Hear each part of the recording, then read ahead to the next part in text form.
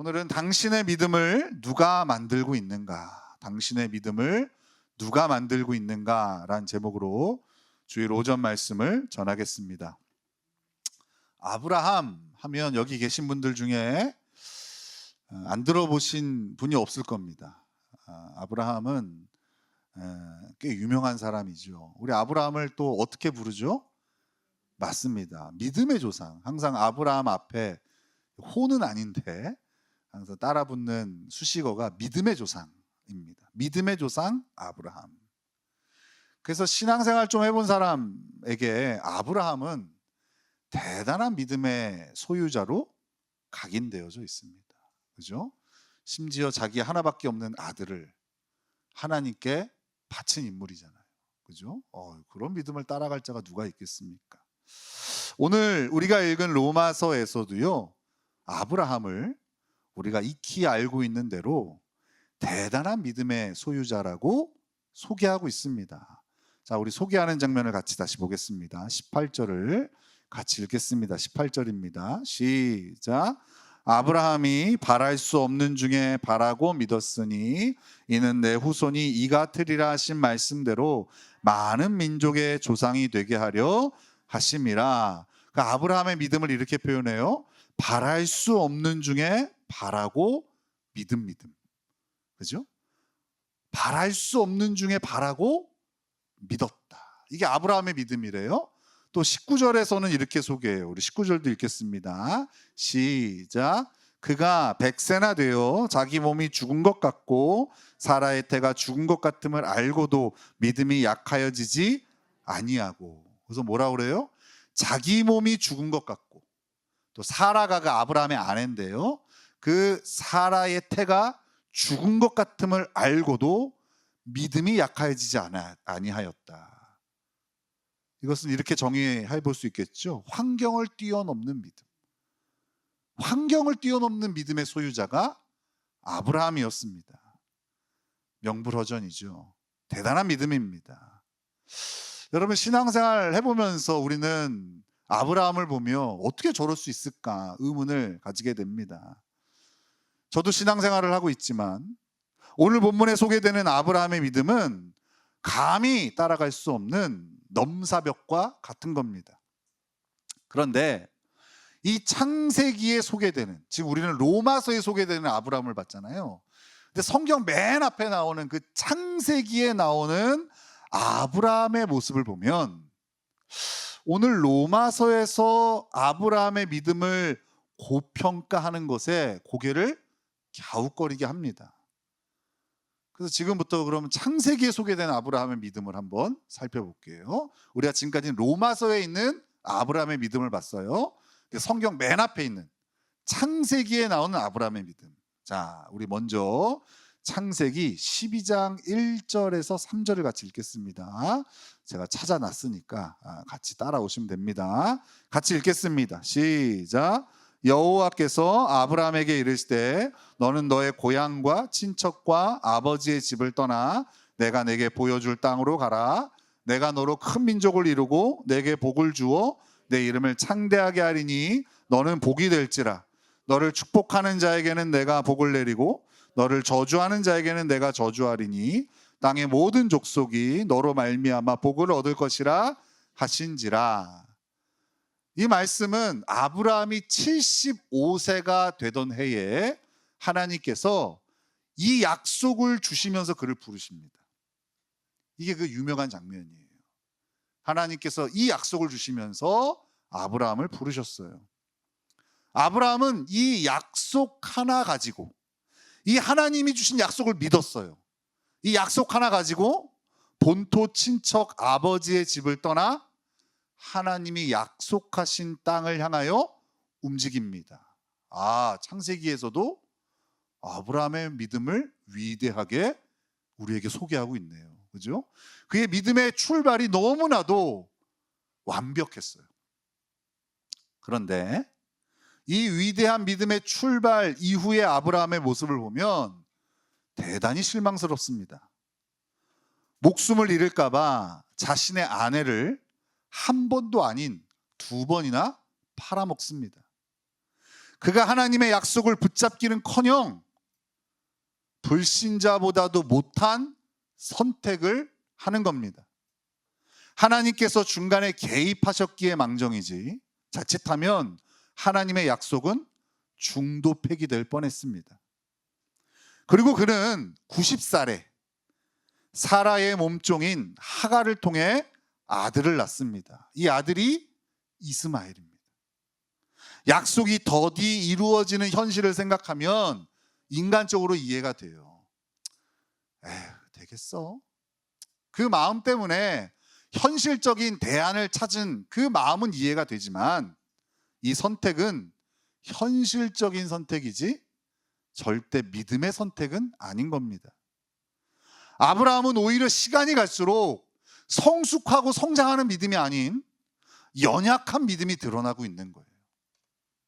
그리고 하나님께서 그에게 너의 씨를 통해서 내가 아들을 줄 거다라고 당신의 약속을 더 구체적으로 반복해서 말씀하실 때에도 그는 전혀 믿음의 반응을 보이지 않아요. 아멘, 제가 믿습니다. 그렇게 하지 않고요. 그의 반응은 되겠어? 지금 딱 여러분의 표정과 같은 그런 반응. 되겠어? 그래, 말은 좋은데 되겠어? 딱 이런 반응을 보입니다. 자, 그렇다면 여러분, 창세기의 아브라함과 우리가 오늘 맨 처음 읽었던 로마서의 아브라함은 서로 같은 인물일까요? 다른 인물 같아요. 동명이인 같아요. 이름은 같은데 전혀 다른 캐릭터의 사람인 것 같아요. 아니면 창세기의 저자나 로마서의 저자 중 한 사람은 거짓말을 하고 있는 것은 아닐까요?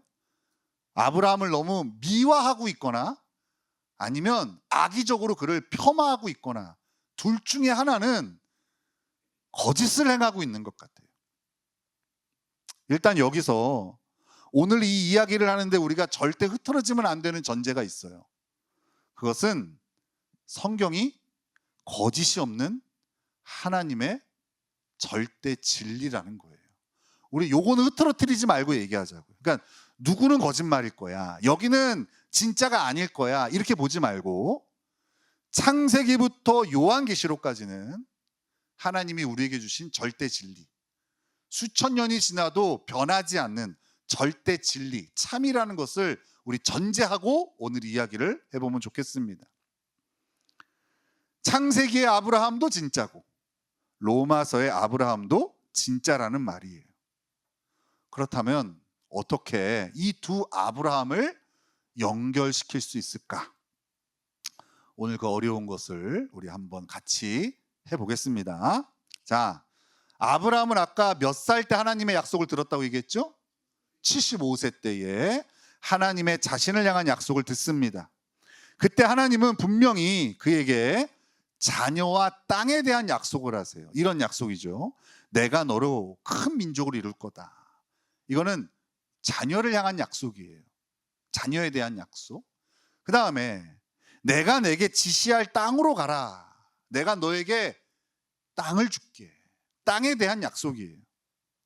물론 75세라는 나이가 아이를 갖기에는 많은 나이입니다. 그죠? 여러분, 지금 이 시대에 75세의 아이를 갖는다, 상상할 수 있습니까? 상상할 수 없죠. 이때 사라의 나이는 65세니까 65세만 하더라도 가능할까요? 불가능하죠. 우리 박하나 집사님이 45세 지금 둘째를 가졌거든요. 그것도 기적이라고 얘기하는데 있을 수 없는 일이 펼쳐졌다고 얘기하잖아요. 근데요, 가만히 보면 아브라함은 가능할 수도 있겠다라고 생각했던 것 같아요. 왜냐하면 아브라함의 아버지의 이름이 데라인데요, 이 데라가 아브라함을 몇 살 때 낳냐면 70살에 낳습니다.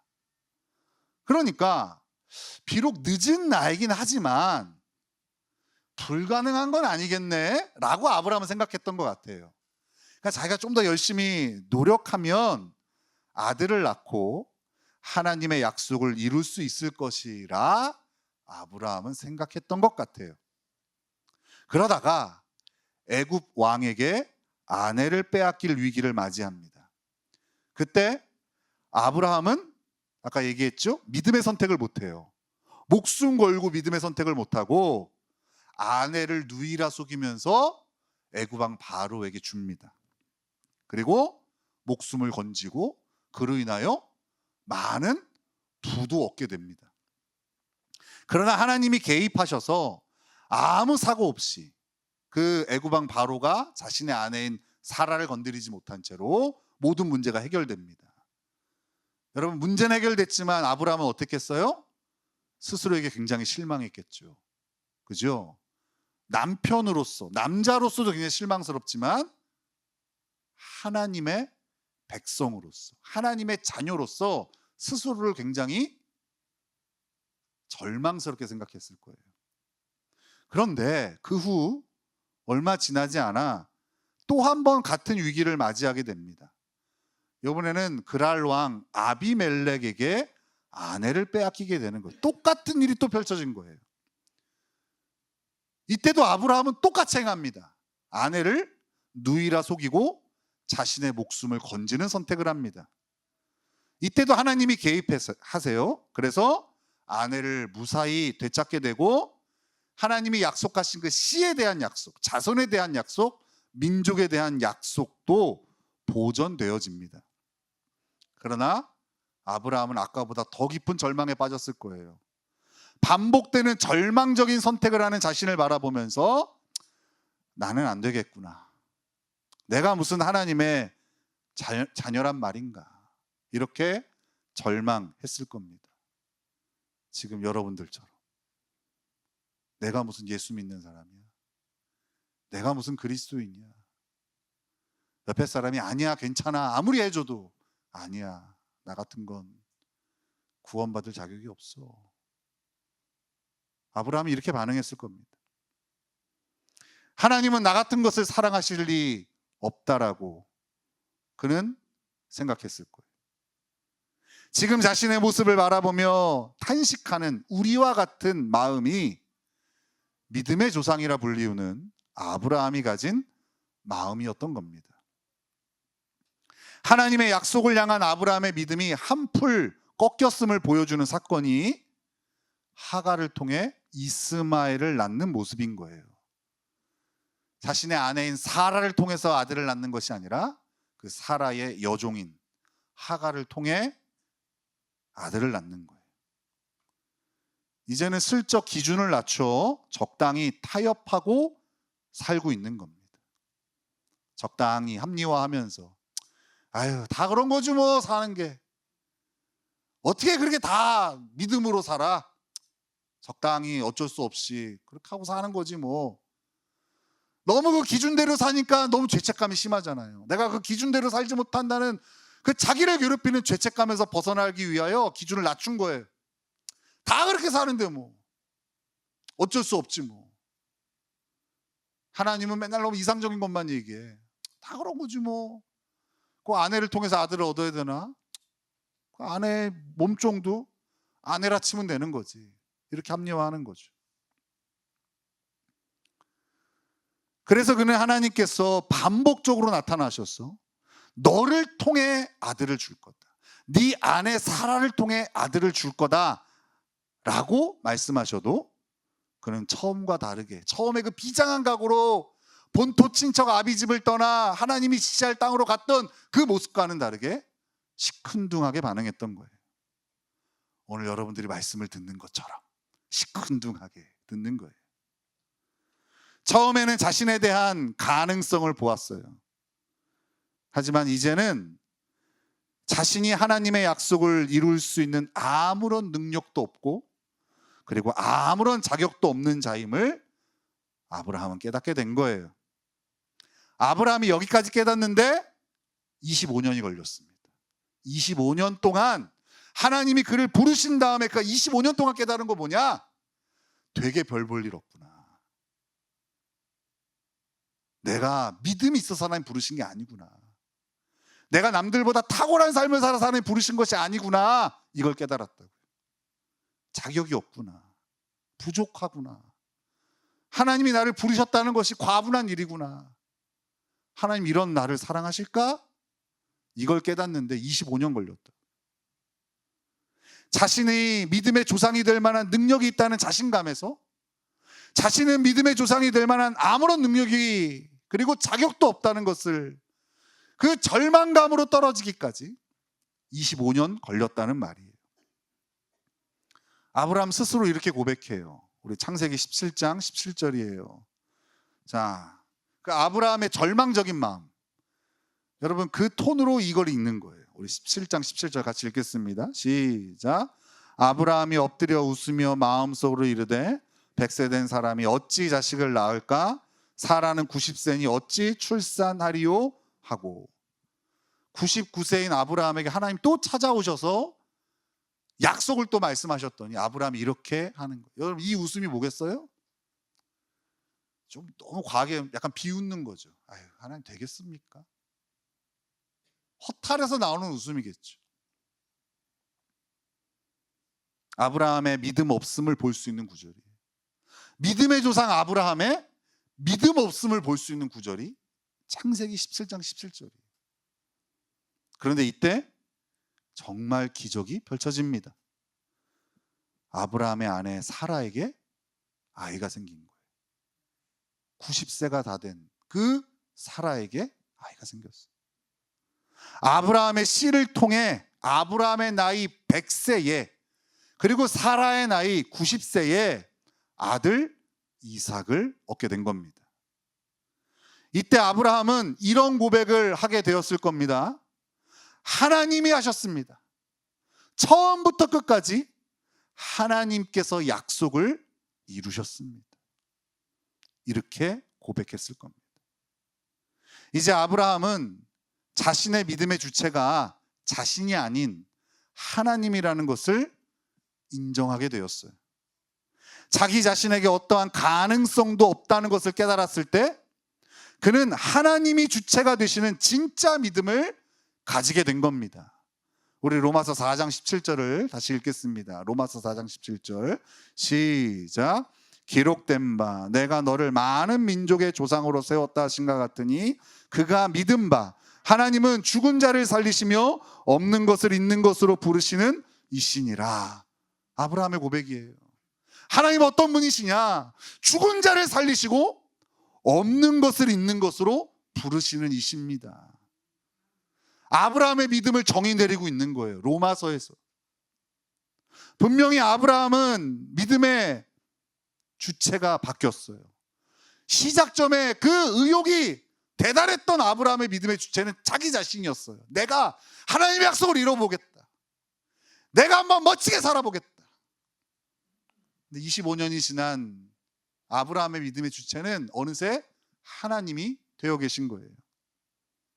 자신의 어떠한 노력이나 재능을 통해서가 아닌 오직 하나님의 능력으로 이 모든 것이 이루어졌다는 것을 아브라함이 믿게 된 겁니다. 제가 30살에 제자훈련이라는 걸 만났어요. 그때 저는 천하를 얻은 기분이었습니다. 우리 상현이 나이 때, 상현아? 30살이잖아, 그죠? 그때 나는 천하를 얻었다. 너 나이 때. 이제 평생토록 뭐하고 살면 되는지를 그때 알았어요. 그리고 내가 열심히 뛰고 노력하면 물이 바다 덮음같이 여호와의 영광이 온 땅에 가득한 것을 보게 되겠구나 라고 기대했어요. 이 마음으로 열심히 전도했습니다. 제가 신학대학원 다닐 때 쉬는 시간마다, 점심시간마다 옆에 예술대학이 있었는데 그 아이들에게 복음 전하고 그 아이들 마음을 얻으면 성경 공부를 하고 그렇게 신학생활 내내 그렇게 생활을 했어요. 주어진 사역 현장에서 최선을 다해 사역을 했어요. 주어진 교회에서, 부서에서 청년들에게 복음을 전하고 그 부모들에게 복음을 전하고 제 시간을 다 들여서 그 일을 했습니다. 이때 사람들이요 저에게 이렇게 믿기지 않겠지만 들어보세요. 20년 전 얘기니까. 전도사님은 정말 탁월하세요. 전도사님은 정말 하나님이 쓰시는 그냥 사람도 아니야. 큰 사람 같아요. 이런 평가를 받았던 사람입니다. 그때 제가 어떻게 반응했을까요? 아닙니다.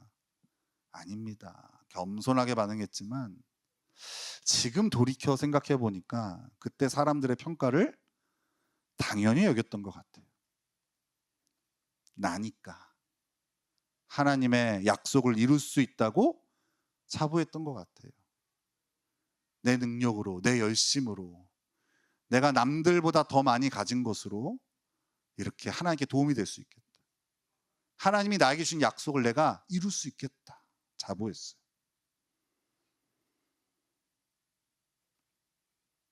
그러나 지난 10여 년 동안 제가 경험한 것은 제가 기대했던 것들과는 많이 달랐어요. 제가 10여 년 전에 이 교회에 올 때 그런 마음이었어요. 아골골짝 빈들에도 복음 들고 가오리다. 아니, 내가 가면 부흥되는 거지. 진짜 이 마음이었어요. 사람들이 부흥을 쫓아 도시로 가거든요. 사람이 많으니까. 근데 저는 보여주고 싶었어요. 이 시골에서도 부흥이 일어난다는 걸. 이 시골에도 노영열 목사가 가면 수백 명, 수천 명의 사람들이 모일 수 있다는 걸 보여주고 싶었던 것 같아요. 그 마음으로 최선을 다해 영혼을 섬겼지만 꽤 많은 영혼들이 떠나가더라고요. 유명해지기는커녕 인터넷에 치면 나오지도 않는, 인터넷에 강복교회 치면요 무슨 천주교 강복세례 뭐 이런 게 나오더라고요. 그런 교회의 무명의 목사로 사역하고 있어요. 게다가 저는 굉장히 특별하고 되게 괜찮은 사람인 줄 알았는데 결혼하고 자식을 낳고 살아보니까 내가 얼마나 유치하고 초라하고 자기중심적인 사람인지를 보게 되었어요. 예전에는 나니까 라는 자신감이 있었는데 지금은 솔직히 일주일도 길어요. 하루에 몇 번씩이나 저의 연약함과 무능력함으로 인해서 이 자리가 옳은가, 이 강복교회 담임 목사직이 옳은가 고민하고 그만두어야 되는 것은 아닌가 심각한 고민을 하게 됩니다. 근데 여기서 놀라운 것이 있어요. 저의 부족함과 연약함, 그리고 저의 가능성 없음을 깨달을수록 제가 더 비참해지는 게 아니더라고요. 저는 저의 약점이 드러나고 저의 부족함이 드러나면 제가 비참해질 줄 알았거든요. 근데 아니더라고요. 오히려 소망이 생기더라고요. 지난 10여 년 동안 나의 진짜 모습을 보면서 제가 깨달은 것은 오직 하나님만이 소망이구나, 바로 이거였습니다.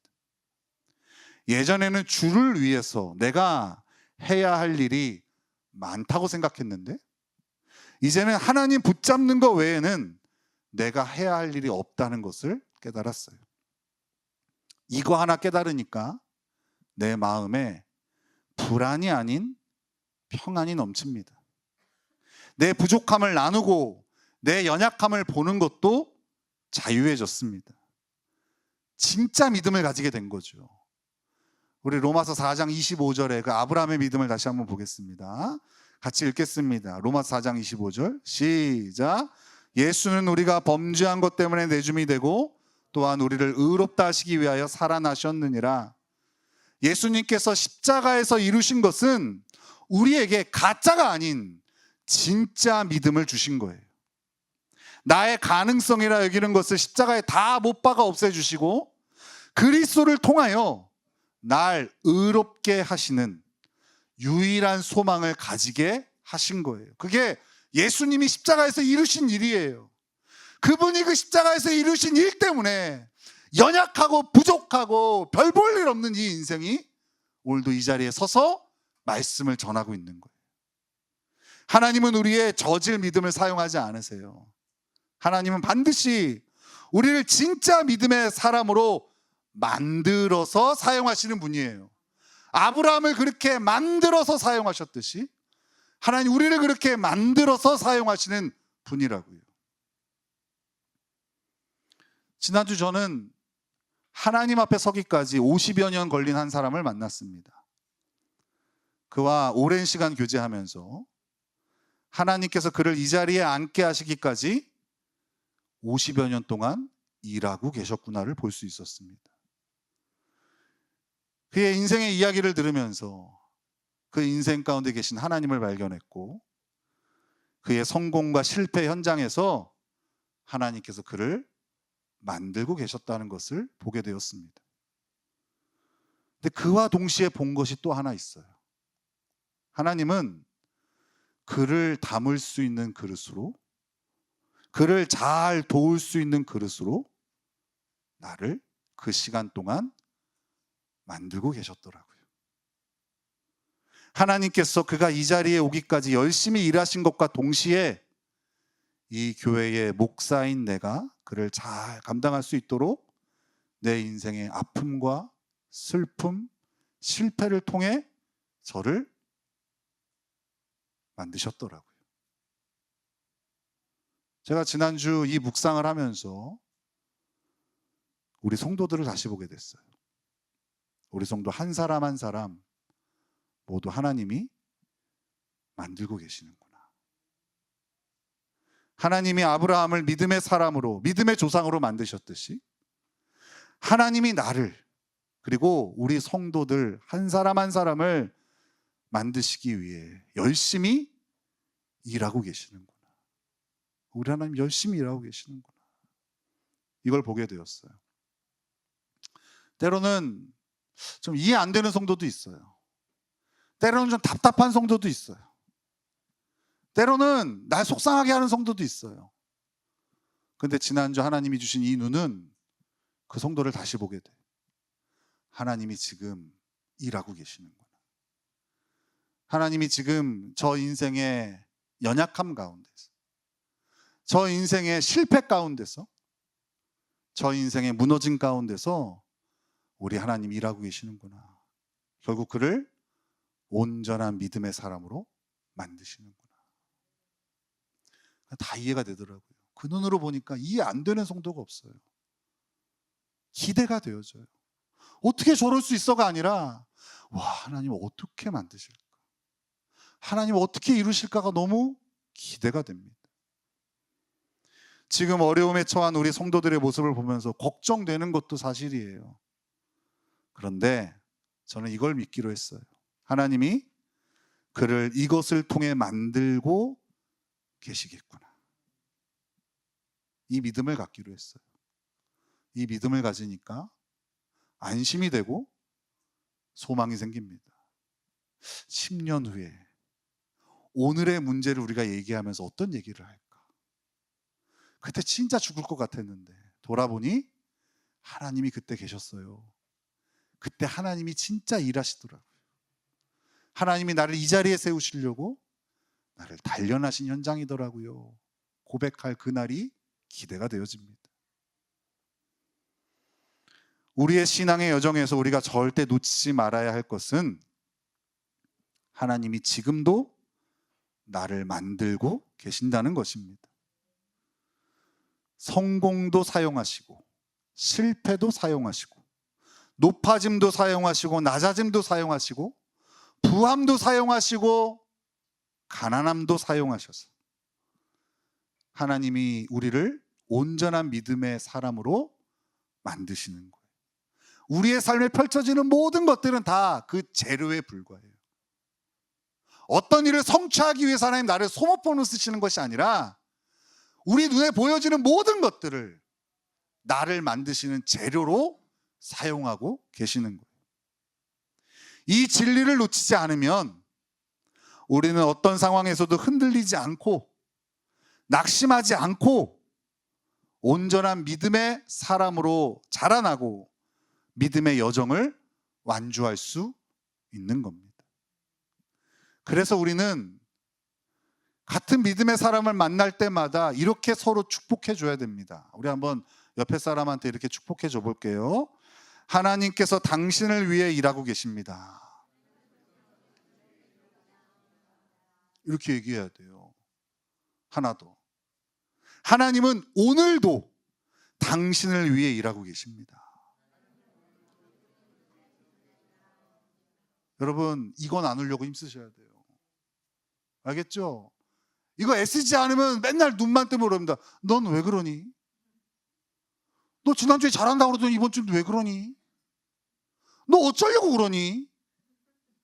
너 믿음이 있긴 있니? 그죠? 기가 죽어온 성도를 더 팍 기죽이는, 맞잖아요. 애써야 돼요. 하나님 너도 만들고 나도 만들고 계시는 거예요. 우리 다 그렇게 만난 거예요. 하나님이 여러분을 만드시듯이 저를 만드시는 현장이 바로 여기예요. 그래서 서로 바라보는 거예요. 서로를 바라보면서 우리를 만드시는 하나님을 보는 현장이 교회 공동체예요. 근데 이거는요, 아무나 못 보더라고요. 하나님 일하고 계셔도 수십 년 신앙생활에도 그걸 못 보는 사람들이 투성이에요. 오로지 인간밖에 안 보여. 인간의 연약함만 보이고, 인간의 부족함만 보이고, 자격 미달만 보이는 거예요.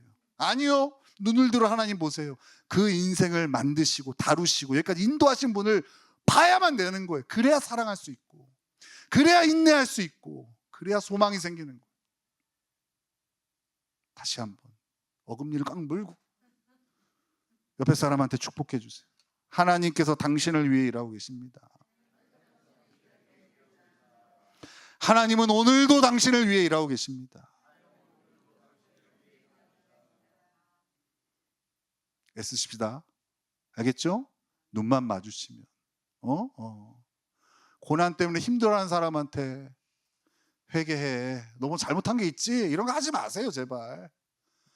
그래요, 이 땅의 고난이 죄악이 관영하기 때문에 있는 거죠. 하나님 맨 처음 지은 세상엔 고난이 없었잖아요. 근데 여러분, 하나님 고난도 사용하시는, 우리의 죄도 사용하세요. 그러니까 그거 굳이 정죄하지 말자고요. 위로하고. 더 좋은 말이 있잖아요. 하나님 지금 널 위해서 일하고 계셔. 지금 쓰러져 있는 너를 위해서 일하고 계셔. 지금 너가 겪는 아픔도, 그 절망도 낙심도 하나님이 너를 위해서 일하시는 재료에 불과해.